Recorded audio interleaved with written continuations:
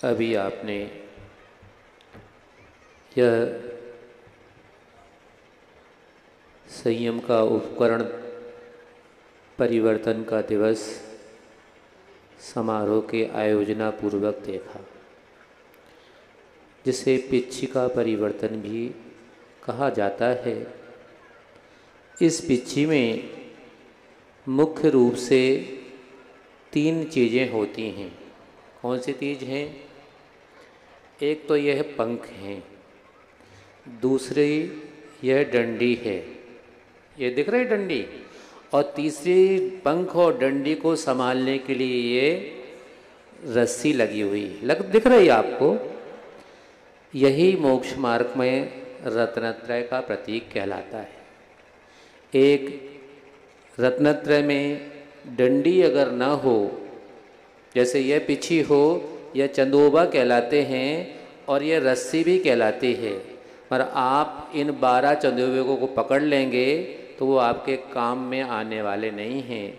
तो जैसे मोक्ष मार्ग में सम्यक दर्शन, सम्यक ज्ञान और सम्यक चारित्र, ये 3 जिन्हें रत्नत्रय कहा जाता है, उन रत्नत्रयों में यह डंडी सम्यक दर्शन आस्था का काम करता है, और जो ज्ञान है वो बांधने का काम करता है।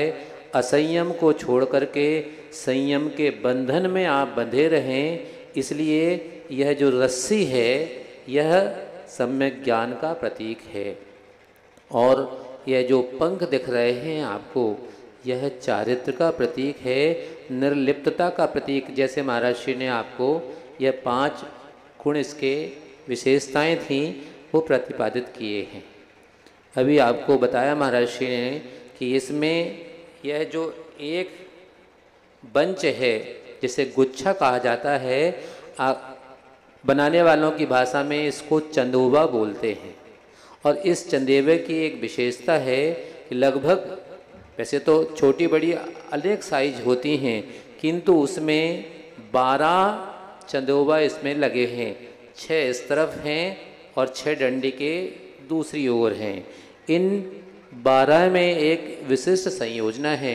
मोक्ष मार्ग पे जो व्यक्ति साधक साधनारत होता है, उसे अपने आप को मोक्ष मार्ग पर चलते समय सावधान रखने के लिए 12 भावनाएं बताई गई हैं, जो वैराग को उत्पन्न करने में भी कारण होती हैं, वैराग को सुदृढ़ बनाए रखने में भी साधनभूत होती हैं। अथवा यूँ भी कहा जा सकता है कि 12 प्रकार के व्रत गृहस्थ जीवन में रहने वाले श्रावक अपनाते हैं तो संयम के मार्ग पर आगे कदम बढ़ा सकते हैं। अथवा 6 प्रकार के बाह्य तप और 6 प्रकार के अभ्यंतर तप, यह डंडी के इस तरफ 6 हैं और डंडी के इस तरफ 6 हैं, तो यह 12 प्रकार के व्रत हैं जिनका परिपालन करके संयम के निधान साधक मुनिराज मोक्ष मार्ग पर कदम आगे बढ़ाते हैं। अथवा यूँ कहें कि 12 माह होते हैं एक वर्ष में। इन 12 माह में अपने जीवन को और उन्नयन के पथ पर मोक्ष मार्ग पर कदम आगे बढ़ाने के लिए हमें साधना करने का अवसर मिलता है। अथवा जैसे कि आपके पास में श्री नैनागिरी जी क्षेत्र है, किस लिए प्रसिद्ध है? भगवान श्री पार्श्वनाथ जी का क्या आया था वहाँ पर? समावसरण आया था। उस समावसरण में भी आपको देशना का लाभ कहाँ मिलता है? 12 सभाएं होती हैं। उन 12 सभाओं में 4 देवों की, 4 देवियों की, 1 मुनिराजों की, 1 श्रावकों की, 1 श्राविकाओं की और 1 त्रियंचों की, ऐसे 12 सभाएं हुआ करती हैं। उन 12 सभाओं का प्रतिनिधित्व मानो ये 12 चंदोबा करके हम सबको मोक्ष मार्ग पर कदम बढ़ाने के लिए प्रेरित करते हैं। अथवा दूसरी बात आपको बताएं कि इनमें जो चंदेबा हैं, एक एक चंदोबा में लगभग 60 पंख होते हैं। अगर 12 को 60 से गुणा करेंगे तो कितने हो जाएंगे? 720। और अपने यहाँ पर 30-24 हुई हैं। 30-24 में 720 तीर्थंकर भगवंत हुआ करते हैं, जो हमें मोक्ष मार्ग पर आगे बढ़ाने के लिए साधनभूत होते हैं, अथवा यूँ कहें एक एक पंख एक एक तीर्थंकर भगवान का प्रतिनिधित्व करके हम सबको इस मोक्ष संयम के मार्ग पर आगे बढ़ाने के लिए, चूँकि समय आपका हो रहा है, बताना तो बहुत बातें थी, ना क्या करें, अंत चली जाए है। हम रात्रि भोजन का त्याग का संकल्प आपको करवाते हैं और रात्रि में अगर आपको भोजन करना पड़े तो वह उचित नहीं माना जाएगा, क्योंकि आपको विगत 5.5 साढ़े 4 महीने का तो चातुर्मास था, उसके पहले आए थे, अभी भी हैं। अब चूँकि घंटी आपकी बज चुकी है, यह कार्यक्रम अंतिम कार्यक्रम के रूप में अगर आपका पुण्य हो, चूँकि रमन्ना बन चुका है, अब कभी भी गाड़ी यहाँ से जा सकती है।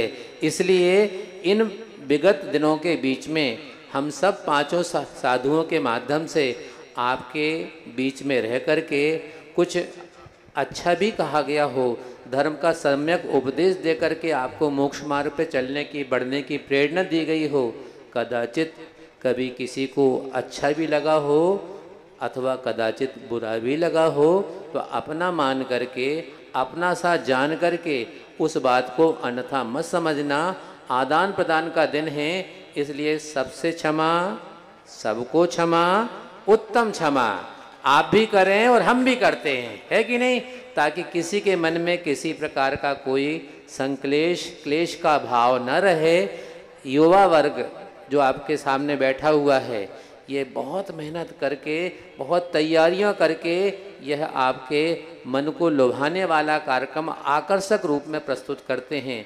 और जब तक पिछी ना हो तो वो बच्चे, हम लोग देखते थे चातुर्मास में, छोटे छोटे से बच्चे आकर के भले ही अपनी ट्यूशन नहीं जाएंगे, अपनी होमवर्क ना करें, किंतु वहाँ आकर के पिछी निर्माण में अपना 1 घंटा 2 घंटा समय अवश्य देते थे।